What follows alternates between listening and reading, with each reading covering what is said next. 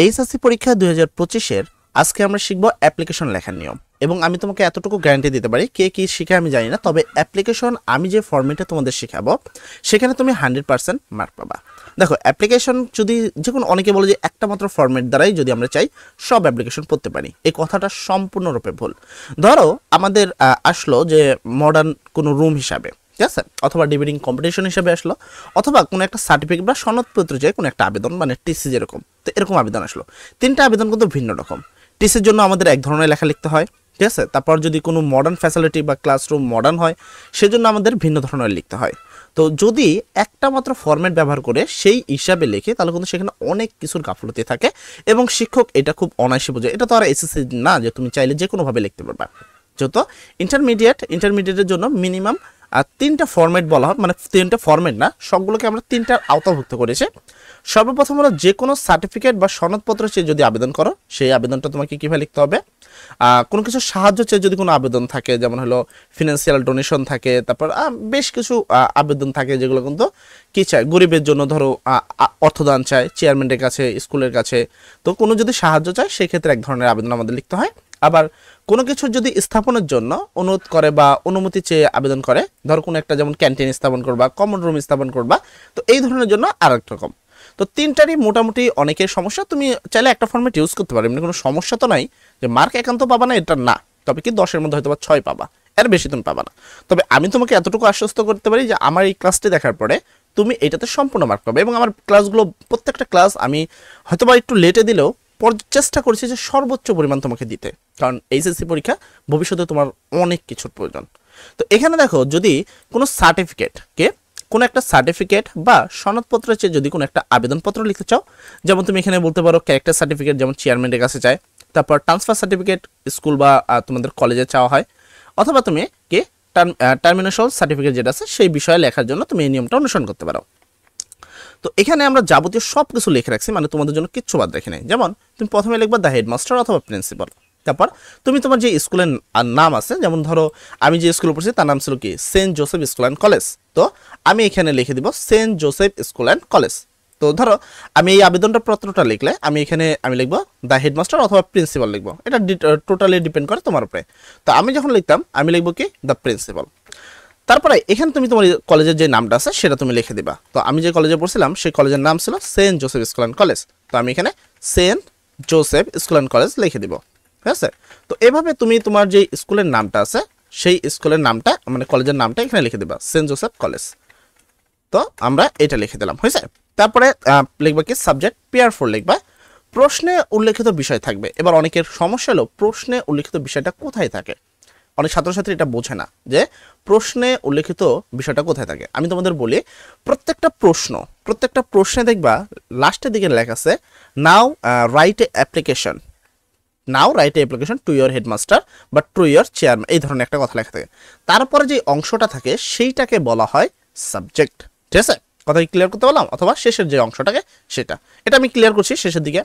তারপরে কি এখানে স্যার, আমি এখানে লিখতে পারি I am student of class, then তুমি তোমার শ্রেণী অর্থাৎ দ্বাদশ শ্রেণী লিখে দিবা, অফ ইয়োর কি prominent institution. Then I beg most respectfully to state that my father is a government service holder, he has a কি ট্রান্সফার টু ঢাকা। তার মানে এখানে বলা হয়েছে যে আমি আপনার যে সুবিখ্যাত যে ইনস্টিটিউশন আছে বা প্রতিষ্ঠান আছে সেখানের একজন নিয়মিত ছাত্র। আমি খুবই শ্রদ্ধা এবং সম্মানের সাথে জানাই যে আমার পিতা একজনকে গভর্নমেন্ট সার্ভিস হোল্ডার, মানে সরকারি চাকরিজীবী, ঠিক আছে। এখানে তোমার বাবা যে সরকারি চাকরিজীবী হতে হবে এর কোনো মানে কিন্তু নাই, যাই হোক তুমি এটা লিখে দিবা। He has transfer to Dhaka, সে ঢাকায় কি হতে যাচ্ছে, ট্রান্সফার হতে যাচ্ছে। I have no kith and kin here, ঠিক আছে। তো আমার কাছে কোনো অপশন নাই এরকম কিছু। It is not possible for me, এটা আমার জন্য কখনোই সম্ভব না, for continue to study here, এখানে পড়াশোনা করা। That's why I have to leave the town with my family, আমি আমার পিতা মাতার সাথে বা আমার পরিবারের সাথে আমি এখান থেকে আমাকে কী করতে হবে, ত্যাগ করতে হবে বা এখান থেকে চলে যেতে হবে। তো দেখো ট্রান্সফার সার্টিফিকেটের জন্য এটা ঠিক আছে। এখন এই ফর্মেটটা আমি তোমাকে যদি বলি যে এই ফর্মেটটা তুমি লেখা হলো কমন রুমের জন্য, এখানে কি তুমি কমন রুম লিখতে পারবা। আবার কোন একটা কমন রুমের একটা ইয়ে আছে দেখবে, সেগুলোতে কিন্তু অনেকগুলো গ্যাপ থাকে যে এখানে তুমি প্রশ্ন সম্পর্কিত কিছু লেখো, এটা কিন্তু আরো বেশ জটিল থাকে। এরপরে তুমি কি লিখবা, সো আই নিড, সুতরাং আমার প্রয়োজন, ঠিক আছে, সেই ট্রান্সফার সার্টিফিকেটটা তুমি এখানে লিখে দিবা ফ্রম ইউ। ঠিক আছে, আপনার থেকে আমার এই ট্রান্সফারটা দরকার। আই দেয়ার ফর তাই pray and hope that you would be kind enough to grant me and oblige thereby, অর্থাৎ মানে আমার যে আবেদনটা আছে সেটা মঞ্জুর করে আপনি কি করবেন, বর্ধিত করবেন। তারপর লিখবা ইউ মোস্ট অবিডেন্টলি, দেন তুমি তোমার যে নাম লেখা আছে সে নামটা লিখে দিবা। ঠিক আছে, তারপর তুমি ক্লাস অ্যান্ড রোল নাম্বার লিখে দিবা। এটা হলো কি, এটা আমরা লিখতে পারি যে কোনো সার্টিফিকেট অথবা সনদপত্রের চেয়ে যদি কোনো আবেদন আসে আমরা নর্মালি এই টেকনিকটা ইউজ করে লিখতে পারি, এই জন্য তোমাকে আলাদা কিছু করতে হবে না। তো একবারেই যদি কম পরিমাণে একটা মাত্র ফর্মেট যদি চাও তাহলে আমি বলবো যে তুমি কখনোই সম্পূর্ণ মার্ক পাবা না। তারপর কোনো কিছু সাহায্য চেয়ে যদি তুমি কোনো আবেদন করো, ঠিক আছে, বিভিন্ন সাহায্য হতে পারে। আমি এখানে আপাতত ফাইন্যান্সিয়াল ডোনেশন মানে অর্থ সাহায্য চেয়ে, ফাইন্যান্সিয়াল হেল্প এটাও প্রায় একই কথাই আসে। ঠিক আছে, statement from the poor found মানে গরিব মানুষের জন্য কিছু একটা চেয়ে, অথবা এ ফুল ফ্রি কি স্টুডেন্টশিপ, অথবা যে আমরা যেটা বলি হলো কি ফুল ফ্রি বলতে বোঝানো সম্পূর্ণ মানে বিনা অর্থে পড়ার একটা আবেদনপত্র। সেক্ষেত্রে আমরা সেমভাবে লিখতে পারি দ্য হেডমাস্টার অথবা প্রিন্সিপাল, দেন তুমি তোমার স্কুলের নাম অ্যান্ড স্কুলের ঠিকানাটা লিখে দিবা। তারপর পেয়ার ফর, দেন এই লাইনটা অবশ্যই দেখবা now write a application to your friend, এর মানে টু ইয়ার হেডমাস্টার, এরপর এই লাইনটা যা আছে এখানে লিখে দিবা। লিখবা sir I am student of same প্রাই, এখানে দেখো এই পর্যন্ত সেমই আছে। ঠিক আছে, চাইলে কিন্তু এটাকে একটা ফর্মেট আকারে বলা যেত, কিন্তু এইখান থেকে কিন্তু এটা ভিন্ন আছে। ঠিক আছে, এইখান থেকে দ্যাটের পরে দেখো ভিন্নতা আছে। তো এখানে কি বলা হয়েছে, I have come from very poor family, আমি কি খুবই গরিব একটা জায়গা থেকে এসেছি।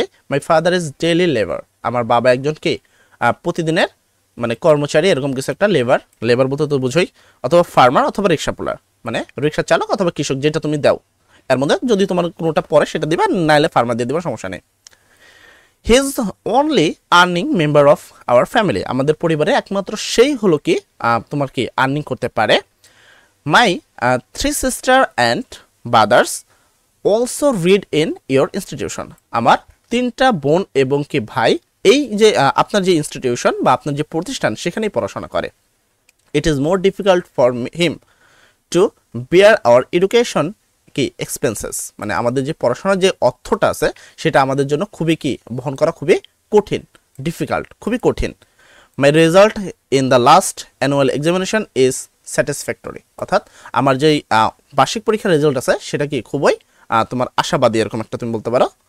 সো সুতরাং আই নিড এ, দেন আবার প্রশ্নের লাইনটা লিখবা ফ্রম, অ্যান্ড এখানে সেমই রাখা হয়েছে, এখানেও যা এখানেও প্রায় সেম, কারণ লাস্টের প্রাইস সেমই থাকে। দেন তুমি তোমার নাম এবং রোল। এটা সবচেয়ে বেশি আসে কোনো কিছু স্থাপনের জন্য অনুরোধ করা বা অনুমতি চেয়ে যদি কোনো আবেদন করো সেক্ষেত্রে।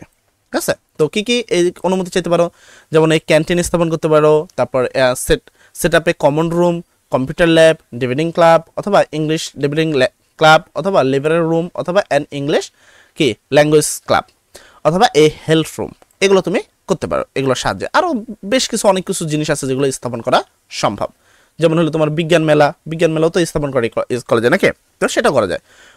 প্রথমে তুমি ডেট চাইলে লিখবা ডেট, দেন লিখবা দ্য হেডমাস্টার অথবা প্রিন্সিপাল, তুমি তোমার স্কুলের নাম অ্যান্ড ঠিকানা দিয়ে দিবা।